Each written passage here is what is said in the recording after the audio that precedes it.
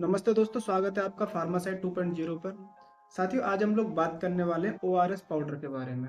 इसको जीवन रक्षक घोल भी कहा जाता है और इसको तब इस्तेमाल करा जाता है जब पानी की कमी शरीर में हो जाती है।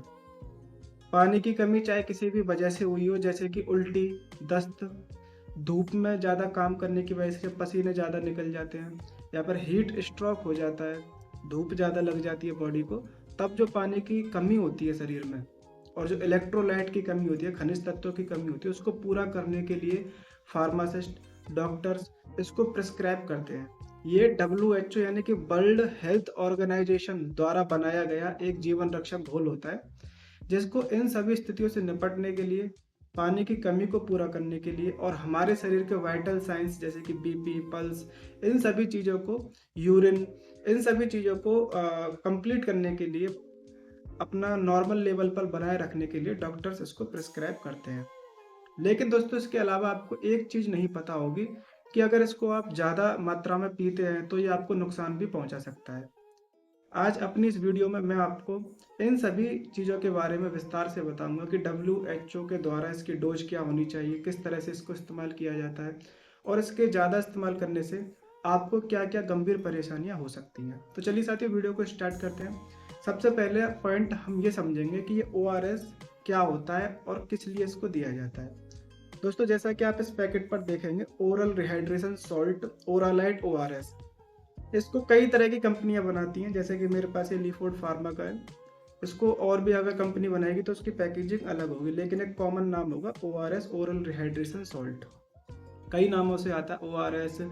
और जो इलेक्ट्रॉल पाउडर होता है उसमें भी ओरल रिहाइड्रेशन सॉल्ट ही होता है, यानी कि इसमें सोडियम, पोटेशियम, डेक्सट्रोज, इस तरह के खनिज तत्व होते हैं जो कि हमारी बॉडी में जब पानी की कमी आ जाती है तो इन खनिज पदार्थों की कमी आ जाती है, उसको पूरा करता है।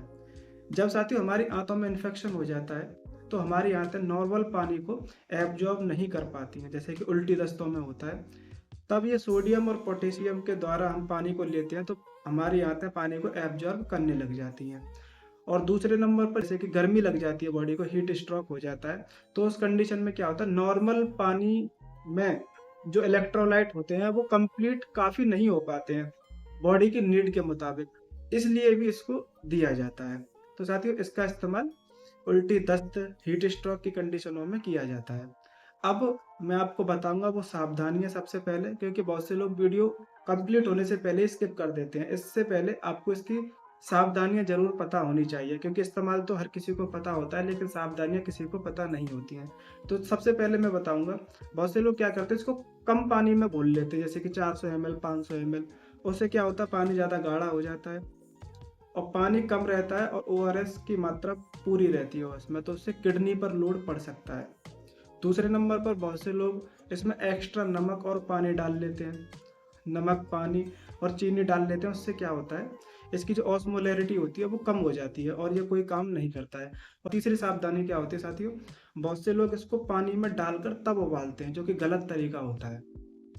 और चौथे नंबर पर, इसका ज़्यादा मात्रा में इस्तेमाल कभी ना करें, क्योंकि ज़्यादा मात्रा में इस्तेमाल करने से आपका बीपी बढ़ सकता है और शरीर पर सूजन चढ़ सकती है।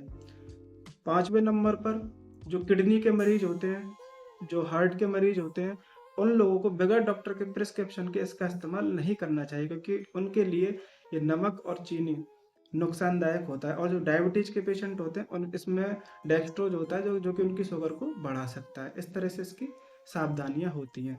अब अगर मैं इसकी डोज की बात करूँ कि आपको पूरे दिन में इसको कितना इस्तेमाल करना चाहिए, तो यदि आप एडल्ट हैं, युवा हैं, वयस्क हैं, तो आपको दिन में 3 से 4 लीटर पानी में ही इसको डालकर लेना चाहिए, यानी कि 3 से 4 पैकेट ही आपको इस्तेमाल करने चाहिए और बच्चों में 1 से 2 पैकेट ही इसका इस्तेमाल किया जाता है। अब मैं आपको बताता हूँ इसका सही इस्तेमाल किस तरह से किया जाता है। सही इस्तेमाल के लिए साथियों, जैसे कि आपको वॉमिटिंग हो रही है, दस्त हो रहे हैं, तो आप उसके अकॉर्डिंग, जैसे कि यदि आपको दिन में 4 से 5 बार वॉमिट हो गई है, 4 से 5 बार दस्त हो गए हैं, तो आप उसमें 2 से 3 पैकेट का, 4 पैकेट का मिनिमम इस्तेमाल कर सकते हैं, यानी कि 4 लीटर पानी में 4 पैकेट डालकर। और आप जैसे कि नॉर्मल व्यक्ति हैं और आप पानी की कमी को दूर करने के लिए, गर्मी से बचने के लिए इसका इस्तेमाल करते हैं, तो 1 पैकेट आपके लिए काफ़ी होता है इसका। आप अगर नॉर्मल है तो नॉर्मल पानी ही पिएं, उससे आपकी कमी पूरी पूरी हो जाएगी। अब इसके मैं इस्तेमाल की बात करूँ दोस्तों, तो आपको 1 लीटर पानी लेना है एक साफ बर्तन में, उसको गर्म करना है गुनगुना। गर्म होने के बाद में उसको ठंडा होने दें। जब वो पानी ठंडा हो जाए उसके बाद में 1 लीटर पानी में पूरा पाउच घोलकर डाल दें। तब उसको आपको पीना चाहिए। और एक चीज़ का हमेशा याद रखना चाहिए, जैसे कि पानी थोड़ा बहुत बच जाता है तो उसको 24 घंटे के बाद में इस्तेमाल नहीं करना चाहिए। 24 घंटे तक ही उस पानी को इस्तेमाल करें। अगर नहीं पानी पिया गया तो उसको फेंक दें, दोबारा से पानी बनाएं। इस तरह से इसका इस्तेमाल करना चाहिए। तो दोस्तों गर्मियों में ओआरएस की आपको सावधानी भी पता होनी चाहिए और इस्तेमाल करने का सही तरीका भी पता होना चाहिए। इस तरीके से आपको इस्तेमाल करना चाहिए। हमेशा याद रखना, अगर आपको उल्टी दस्त मतलब ज़्यादा ही पानी की कमी आ गई है और इसको पीने के बावजूद भी आपके वॉमिट और उल्टी लगातार बनी हुई है, तो उस कंडीशन में आप 4 से 5 भी इस्तेमाल कर सकते हैं अकॉर्डिंग पानी की कमी के अनुसार। और यदि आपको कम पानी की कमी है तो आप मैक्सिमम 2 से 3 या फिर 4 पाउच का ही इस्तेमाल करें। इस बात का आप ध्यान रखें। उम्मीद करूंगा साथियों मेरे द्वारा बताई हुई ये जानकारी आपको अच्छी लगी होगी, समझ में आई होगी। वीडियो अच्छी लगे तो इसको लाइक करना और सभी लोगों में शेयर करना, ताकि हर आदमी इससे बच सके। क्योंकि साथियों WHO के मुताबिक इस पाउडर ने कई लोगों की जान बचाई है, इसीलिए इसका नाम जीवन रक्षक घोल कहा जाता है। हमेशा इसको गुनगुने पानी में ही डालकर उसको ठंडा करने के बाद ही इस्तेमाल करें, जिससे इसकी 100% स्ट्रेंथ आपको मिलेगी। चैनल को सब्सक्राइब जरूर कर लेना। मिलते हैं अगली वीडियो में। धन्यवाद।